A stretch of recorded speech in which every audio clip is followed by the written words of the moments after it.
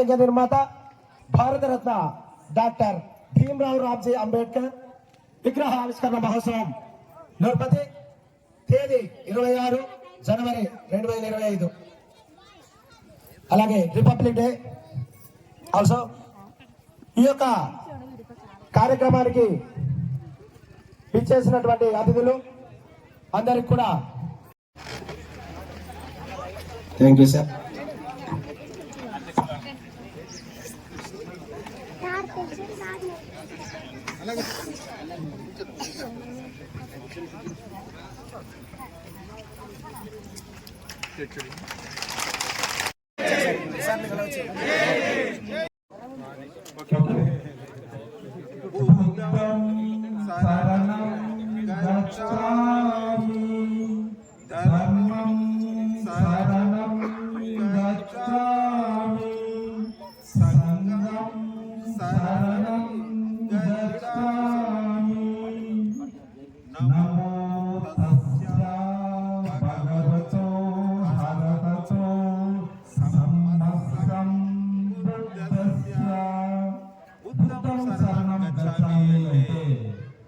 చీకటి నుంచి జ్ఞానం వైపు, అజ్ఞానం నుంచి విజ్ఞానం వైపు ప్రయాణం చేయని అర్థం.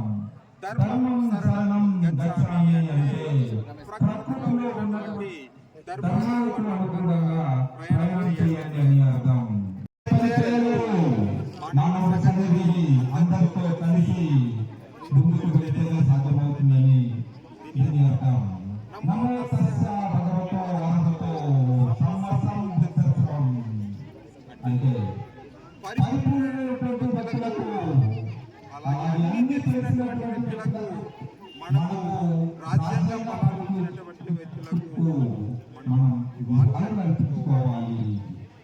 సో కాబట్టి ఈనాటి కార్యక్రమానికి చేసినటువంటి డాక్టర్ ఏబిఎంకే వరప్రసాద్ గారు, సిఎస్ సుందర్ గారు, అలాగే డాక్టర్ గారు, అలాగే ఆదివాసీ చైర్మన్ గారు, మిగతా సభ్యులు అందరూ కలిసి సరే చూడండి.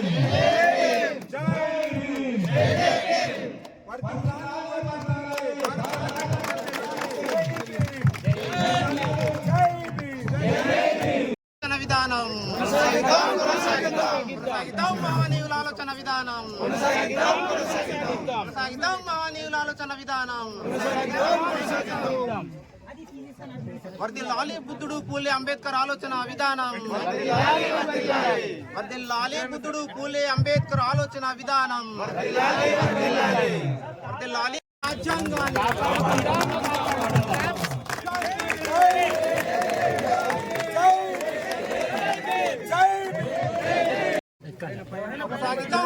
ఆలోచన విధానం. ప్రధానమంత్రి అయినా, రాష్ట్రంలో పరిస్తున్నటువంటి ముఖ్యమంత్రి అయినా, ఈవెన్ ఎవరైనా కూడా వేదికపై ఉన్నటువంటి పెద్దలందరికీ పేరు పేరున నమస్కారాలు. వేదిక ముందున్నటువంటి మా తోటి ఆదివాసీ మిత్రులందరికీ, అక్క చెల్లెళ్ళు, అన్నదమ్ములు అందరికీ కూడా పేరు పేరున నమస్కారాలు. నర్మద గ్రామంలో ఒక పండగ వాతావరణం నెలకొన్నదని చెప్పే దాంట్లో ఎటువంటి సందేహం లేదు. కారణం ఏంటంటే బ్రిటిష్ వాళ్ళు ఈ దేశానికి వలస వచ్చి 200 సంవత్సరాలు పరిపాలన చేసి బానిసత్వంతో కూడుకున్నటువంటి విధానాలు అవలంబించడం వల్ల ఆ బానిసత్వానికి వ్యతిరేకంగా భారతదేశం అంతా తిరగబడి ఎంతో మంది ఆత్మ బలిదానాలు చేసి స్వతంత్రం తీసుకొచ్చిన తర్వాత ఆ స్వతంత్ర ఫలాలనేది ప్రతి సామాన్యుడికి అందినప్పుడు మాత్రమే, వివక్ష లేనటువంటి విధానం కొనసాగినప్పుడు మాత్రమే, అంటరానితనం లేనప్పుడు మాత్రమే, సమానత్వంతో కూడుకుంటూ విధానాలు ప్రతి పౌరుడికి అందినప్పుడు మాత్రమే మరి స్వతంత్రానికి అర్థం ఉంటుందని చెప్పేసి ఆలోచన చేసి ఆ వివక్షకు గురైనటువంటి మహానుభావుడు డాక్టర్ బిఆర్ అంబేద్కర్ గారు కూడదని ఉద్దేశంతోనే మరి భారత రాజ్యాంగాన్ని రచించి మరి మనందరిలో కూడా సమానత్వాన్ని తీసుకురావడానికి ఎంపీపీ, వైస్ ఎంపీపీ ఉమామహేశ్వరరావు గారు, కొండలరావు గారు, జగన్నాథ్ మరి ఆ రకమైనటువంటి సమానత్వాన్ని తీసుకురావడం కోసం నేను పడ్డ కష్టం నా జాతికి రాకూడదు, దళిత జాతికి సైతం అగ్రవర్ణాలతో పోటీ పడే విధంగా, నాగరికత సమాజంతో పోటీ పడే విధంగా, నాగరికత సమాజంతో సమానత్వంతో కూడుకున్నటువంటి విధానాలు ఎప్పుడైతే అమలవుతుందో అప్పుడు మాత్రమే ఈ స్వతంత్రం అనే పదానికి అర్థం ఉంటుందని చెప్పేసి రాజ్యాంగం ద్వారా మనకు రిజర్వేషన్ల సదుపాయం తీసుకొచ్చినట్టు మహానుభావులు డాక్టర్ బిఆర్ అంబేద్కర్ గారు. ఆ రాజ్యాంగ నిర్మాత కల్పించిన రిజర్వేషన్ ఫలాల వలనే ఈ రోజు మనం ఎంతో మంది ఉద్యోగ సదుపాయాలు పొందగలుగుతున్నాం. ఈనాడు అభివృద్ధి ఫలాలు అనుభవించగలుగుతున్నాం. రాజ్యాంగ పరంగా మనకు ఉన్నటువంటి హక్కుల ద్వారా మాత్రమే ఈనాడు ఆ పోరాటం చేసైనా మన హక్కుల్ని మనం సాధించుకునే ప్రయత్నం చేస్తున్నాం. ఆనాడు తెల్లదొరలకు తరిమి కొట్టడానికి భారతీయులు చేసినటువంటి కృషి ఏ రకంగా ఫలించి మనకు స్వతంత్రం వచ్చిందో ఆ రకంగా స్వతంత్ర ఫలాలు ఈనాడు మనకు అందాలనుకుంటే డాక్టర్ బాబాసాహెబ్ అంబేద్కర్ గారు మనకు ప్రసాదించిన హక్కుల కోసం ఈ రోజు నల్లదొరలతో కూడా భారతదేశంలో మరి నిమ్న జాతులైనటువంటి కులాలంతా కూడా పోరాటం చేస్తున్న సందర్భాన్ని మనం గుర్తించుకోవాలని మీ అందరికీ సందర్భంగా తెలియజేస్తా ఉన్నాను.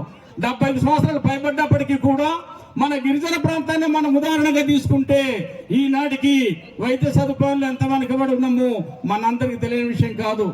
అదేవిధంగా రవాణా సదుపాయాలు ఎంత వెనుకబడి ఉన్నాము మనకెవరికి తెలియని విషయం కాదు. వైద్య సదుపాయంలో ఎంత వెనుకబడి ఉన్నాము మనకు తెలియని విషయం కాదు. వీటన్నిటికీ కారణం ఏంటంటే మనలో రాజకీయ చైతన్యం లేకపోవడం, రాజ్యాంగ పరంగా ఉన్నటువంటి హక్కుల మీద అవగాహన లేకపోవడం, ఆ రకమైన అవగాహన కల్పించే దాంట్లో విద్యావంతులు సరైనటువంటి పాత్ర పోషించకపోవడం, ఈ రకమైనటువంటి అసమానతలతో 75 సంవత్సరాలు పైబడ్డటువంటి భారతదేశ రాజ్యాంగంలో కూడా ఇంకా వెనుకబాటుతనం మన గిరిజన ప్రాంతంలో ఉందంటే ఇది ఒక రకమైనటువంటి అవమానంతో కూడుకున్నటువంటి విషయం. కాబట్టి అవమానాన్ని అధిగమించైనా కూడా అభివృద్ధి ఫలాలు పొందడానికి మనకున్న హక్కుల్ని పోరాడి సాధించుకోవాల్సిన అవసరం ఉందనేది ఈ సందర్భంగా తెలియజేస్తా ఉన్నాం. ఈనాడు మరి ఒక పట్టణానికి పరిమితమైన గ్రామం కాదు, ఇది ఒక మారుమూల ప్రాంతం, రవాణా సదుపాయం కూడా లేనటువంటి ప్రాంతం, ఏ రకమైనటువంటి మౌలిక సదుపాయం లేని ప్రాంతం. ఇటువంటి ప్రాంతంలో అటువంటి రాజ్యాంగ నిర్మాత తాలుగా విగ్రహాన్ని ఆవిష్కరించడం అనుకుంటే ఈ గ్రామంలో చైతన్యం ఈ రోజు పురిటి పోసుకుందని మనం చెప్పాలి. ఆ పురిటి పోసుకోవడానికి ఇక్కడ ఉన్నటువంటి ఉద్యోగస్తులు, విద్యావంతులు, గ్రామస్తులు తాలుగా శ్రమ ఎంత ఉందో మనం అర్థం చేసుకోవాలని సందర్భంగా మీ అందరికీ తెలియజేస్తా ఉన్నాను. కాబట్టి ఈనాడు మేము ఎన్నో పోరాటం చేశాం, మన హక్కుల కోసం పోరాటం చేశాం, మనకు ఉండేటటువంటి మరి అన్ని రకాల అభివృద్ధి ఫలాల కోసం పోరాటం చేశాం. ఆ రకమైన పోరాటం ద్వారా సాధించుకున్న హక్కుల్ని ఈ రోజు ఒక్కొక్కటిగా తుంచివేయబడుతున్నది. ఆ రకంగానే జీవో నెంబర్ 3 లేకపోవడం వల్ల 5వ షెడ్యూల్ ప్రాంతంలో పూర్తి స్థాయి హక్కులని మనకే ఉన్నప్పటికీ ఇక్కడ ఉద్యోగ నియామకాలు కావచ్చు, పరిశ్రమలు కావచ్చు, ఇంకా ఏ రకమైనటువంటి కార్యక్రమాలు చేయలేనా కూడా మరి పూర్తిగా సర్వహక్కులు మనకే ఉన్నప్పటికీ ఆ సర్వహక్కుల్లో భాగమైనటువంటి జీవో నెంబర్ 3ను కూడా మరి తొలగించబడితే ఆ జీవో నెంబర్ 3ను పునరుద్ధరించే దాంట్లో ఇక్కడ ప్రాతినిధ్యం వహిస్తున్నటువంటి ప్రజాప్రతినిధులు వైఫల్యం చెందరు. వాళ్ళకి రాజకీయ చైతన్యం లేదు, స్వార్థం ఉంది. స్వార్థంతోనే జాతికి ద్రోహం జరుగుతున్నా కూడా పట్టించుకోలేని పరిస్థితి ఉన్నది. కాబట్టి జాతి ప్రయోజనం కోసం రాజకీయాలకు అతీతంగా ఆలోచన చేయాలి. జాతి ప్రయోజనం కోసం వ్యక్తిగత ప్రయోజనాన్ని పక్కన పెట్టాలి. జాతి శ్రేయస్సు కోసం పనిచేసినప్పుడు మాత్రమే మనిషి జన్మెత్తినందుకు మన జీవితం ధన్యమవుతుందనే విషయాన్ని ప్రతి ఒక్కరూ మనం గుర్తించుకోవాల్సిన అవసరం ఉందని సందర్భంగా తెలియజేస్తా ఉన్నాం. గుర్తించాలి. ఆ వెనుకబడతనం ఎక్కువ కాదని గుర్తించగలిగినప్పుడు మన చైతన్యాన్ని మనం పదును పెట్టగలుగుతాం. మన చైతన్యాన్ని పదును పెడితే ప్రభుత్వాల సైతం దిగొస్తుంది, రాజ్యాంగ ఫలాలు మనకు అందజేసే ప్రయత్నం జరుగుతుంది.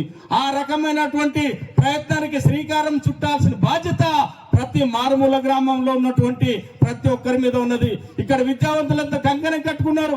24 మంది ఉద్యోగస్తులు ఉన్నామన్నారు. 24 మంది ఉద్యోగస్తులు కలిపి ఈనాడు చైతన్యానికి ప్రతీక అయినటువంటి అంబేద్కర్ గారి విగ్రహం ఇక్కడ ప్రతిష్ఠించారనుకుంటేనే ఇక్కడ చైతన్యానికి కొదవలేదనేది అర్థమవుతున్నది. ఇక్కడ ఆ చైతన్యానికి కొదవలేదనే దాంతో ఆనందపడితే సరిపోదు. ఇక్కడ దానికి తగ్గటువంటి మార్గదర్శనాన్ని మనం రూపొందించుకోవాలి. సక్రమమైన క్రమశిక్షణతో కూడిన విధానాన్ని మనం అవలంబించగలగాలి. ఆ విధానాలు అవలంబించగలిగినప్పుడు మాత్రమే మనం అభివృద్ధి ఫలాలు పొందగలుగుతాం.